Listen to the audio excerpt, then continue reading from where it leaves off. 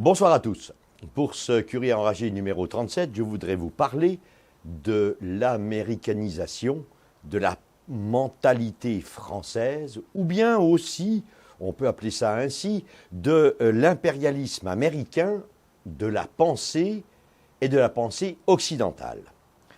En effet, la manière dont on a traité depuis quelque temps les dossiers de pédophilie des prêtres, médiatiquement, politiquement, socialement, m'a fait beaucoup réfléchir, dans le sens où bien des éléments qui ont nourri le traitement de l'information nous sont venus, je m'en suis aperçu, de la pensée uniquement américaine. Je dirais la pensée McDonald's, la malbouffe.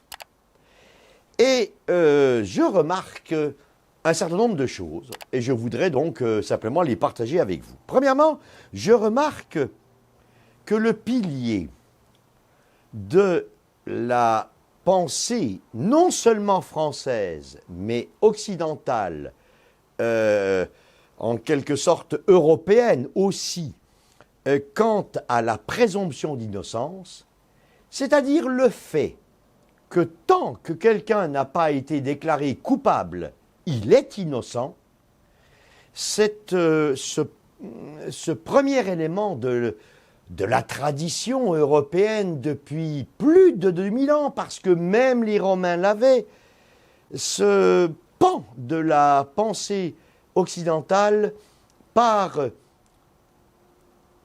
probablement beaucoup d'Américains est remise en question. Je m'explique. Dès qu'une plainte est connue, elle est diffusée par les médias sans aucun souci d'établir d'abord la vérité des faits, d'écouter celui qui est accusé, d'écouter le plaignant et de faire qu'on puisse établir la vérité sur ce qui s'est passé.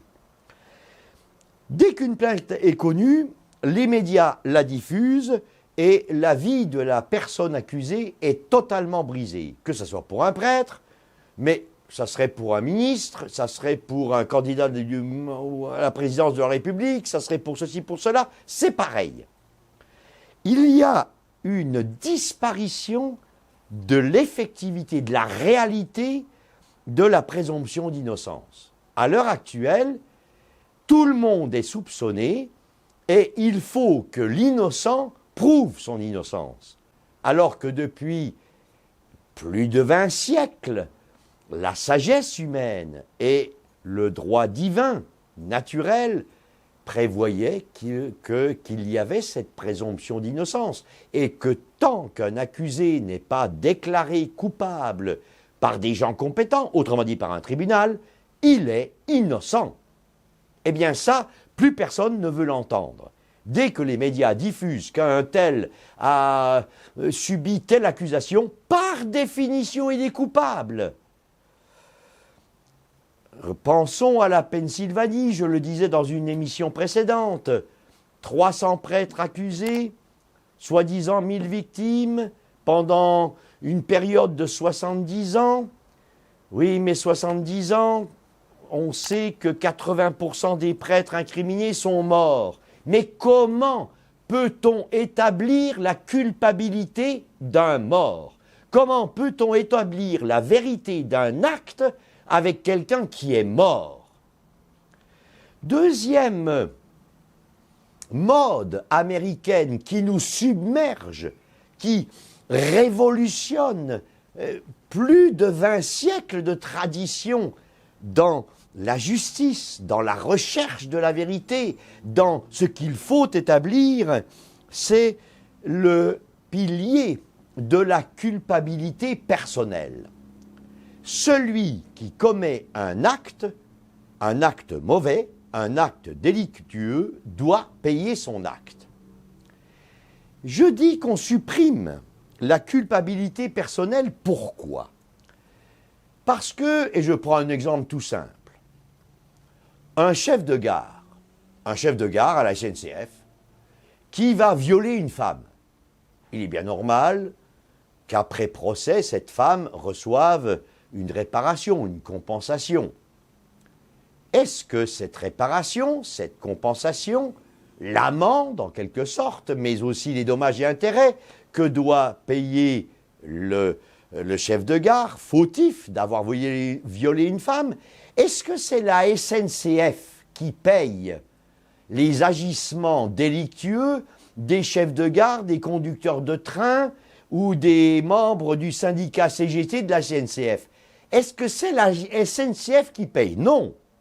C'est celui qui est l'auteur du délit, qui est jugé coupable par un tribunal normalement constitué qui a instruit l'affaire et qui a recherché la vérité. À l'heure actuelle, je prends l'épiscopat suisse.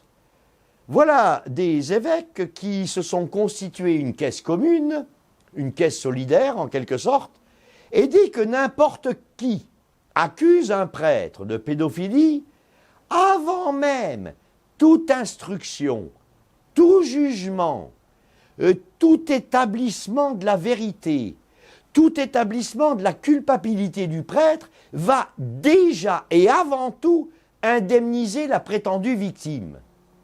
Autrement dit, si je reporte ça en France, si j'accuse un chef de gare de m'avoir violé, la SNCF va immédiatement me verser 30, 40, 50 000 euros d'indemnité avant même qu'on ait commencé à instruire l'affaire, à rechercher la véracité des faits. Vous trouvez que c'est normal? Eh bien pourtant, c'est le système américain. Parce que les Américains, contrairement à tous les latins depuis les Romains, avec l'apport du droit canonique, de l'Église pour tout cela, pendant des siècles, les Américains, contrairement donc aux Occidentaux et aux Latins surtout, ont prévu dans leur droit que si on indemnise une victime, eh bien, on peut éviter un jugement pénal. On peut éviter qu'un juge d'instruction soit nommé, qu'une cour d'assises soit saisie de l'affaire et que finalement, en regardant, eh bien, si c'est vrai, si c'est pas vrai, on condamne ou on ne condamne pas une personne. Ah non, non, chez les Américains, c'est pas ça. C'est je paye et j'évite un procès. Mais est-ce que ce fonctionnement américain doit entrer dans nos structures de pensée et dans notre façon d'agir pour régler les délits, la commission et la punition des délits en France? Troisième pilier qui est atteint par le McDonald's américain, la pensée McDonald's américaine, la malbouffe, mais je dirais le mal droit, la mal-justice américaine, ce troisième pilier, c'est le fait qu'on a abandonné, au moins dans les mentalités, pas encore dans notre droit, ce que l'on appelle la procédure inquisitoriale au profit d'une procédure accusatoire. Chez les latins et dans toute notre tradition juridique depuis toujours, c'est au juge à établir la vérité, au procureur à attaquer et à la défense à se défendre, justement. Mais c'est le procureur qui doit prouver, l'avocat général, si vous voulez, qui doit prouver la culpabilité de celui qui est accusé. Et le juge va déterminer où est la vérité dans tout cela. Dans la mentalité américaine, ce sont les avocats qui procurent les preuves, qui font les investigations. Il n'y a pas de juge d'instruction. Tout ça, c'est latin. C'est notre grande tradition.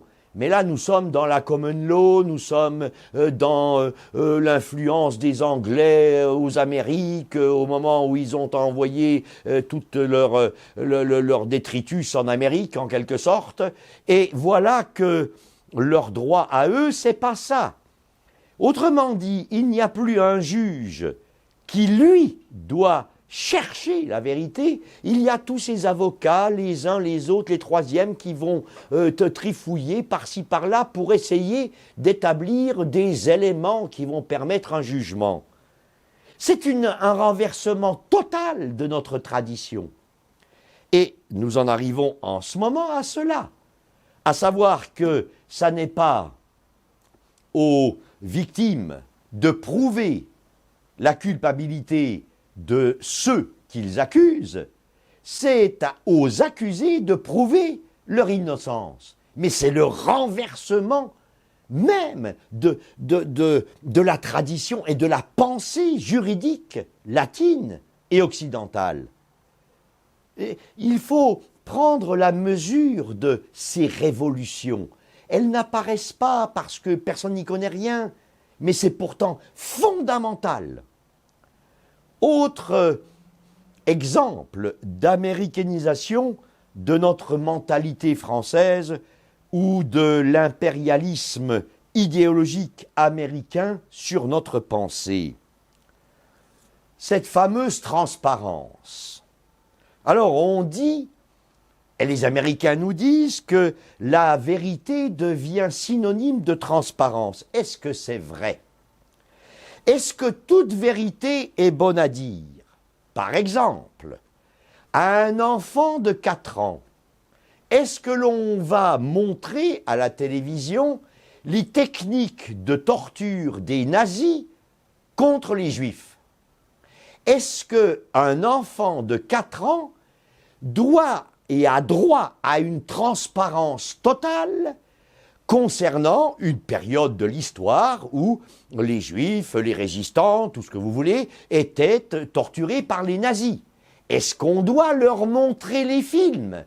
Est-ce qu'on doit être transparent? Est-ce qu'il ne faut pas réfléchir aux conséquences d'une transparence qui ferait plus de mal que de bien? Ce qui ne veut pas dire qu'il faille cacher la vérité. Ce qui veut dire qu'il faut réfléchir simplement à qui on donne la vérité, à qui peut supporter, analyser et faire son bien de la vérité qu'il a reçue. Autre exemple de cet envahissement de la pensée McDonald américaine sur notre propre pensée. La disparition de la prescription. Les Américains, depuis longtemps, disent « Ah oui », sous la pression d'ailleurs des lobbies, des associations de victimes, disent « Ah oui, maintenant il n'y a plus de prescription ». C'est quoi la prescription? C'est dire que quand on m'a fait quelque chose de mal à moi, mais qu'on m'a fait cela il y a 70 ans, ben peut-être que premièrement, si je faisais un procès, il n'y aurait plus les preuves, parce que tout le monde est mort, et que personne ne peut s'exprimer, et que en particulier l'accusé ne peut pas se défendre, puisqu'il est mort, il est dans la tombe. Donc, il y a une prescription. On dit, voilà, au bout de 70 ans, arrêtons de faire des procès. Mais aussi, plus profondément, pour les chrétiens, ne pas accorder à quelqu'un le droit d'avoir été objet de la grâce de Dieu, c'est-à-dire d'avoir pu se convertir, d'avoir pu changer, d'avoir pu être soigné, d'avoir pu s'améliorer, et faire peser le péché de quelqu'un commis il y a 70 ans, lui faire peser ça aujourd'hui, est-ce que vous croyez que c'est bien? Est-ce que vous croyez que le péché et que le mal est éternel? N'est-ce pas Dieu qui est éternel? N'est-ce pas le bien qui est éternel? N'est-ce pas l'amour qui est éternel? Comme le dit Jésus dans l'Évangile, tout passera, sauf la charité. C'est saint Paul qui met en exergue cela. Alors, on double, on triple les délais de prescription et on va attaquer, on va inquiéter un petit vieux de 102 ans, 105 ans, en lui disant « Mais attends, à 16 ans, tu as fait telle et telle chose, alors maintenant on vient te mettre en prison. » Parce que le petit vieux n'a pas été capable de s'améliorer, d'accueillir la grâce de Dieu, de demander pardon, de réparer sa faute et de faire mieux après. On enferme les gens dans leur culpabilité et dans leur faute. Et on leur interdit de pouvoir s'améliorer, de pouvoir réparer, de pouvoir s'amender. Où est l'évangile dans cela? C'est là que l'on voit le fait que le christianisme devient de plus en plus étranger à la pensée contemporaine. Et c'est grave. Enfin, une autre américanisation de notre pensée. La victime d'un acte délictueux, je dirais, devient presque Dieu. Il y a comme une idolâtrie de la victime. On se fiche éperdument de savoir si le délinquant est coupable ou pas, si l'accusé est innocent ou s'il a commis le délit, mais on ne voit que la victime.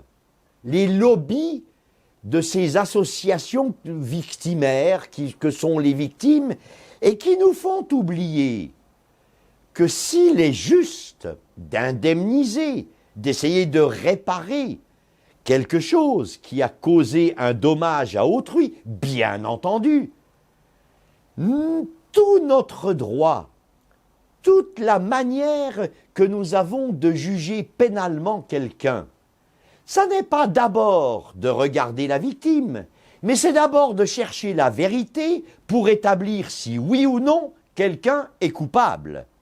Autrement dit, on favorise la victime par rapport à la recherche de la vérité.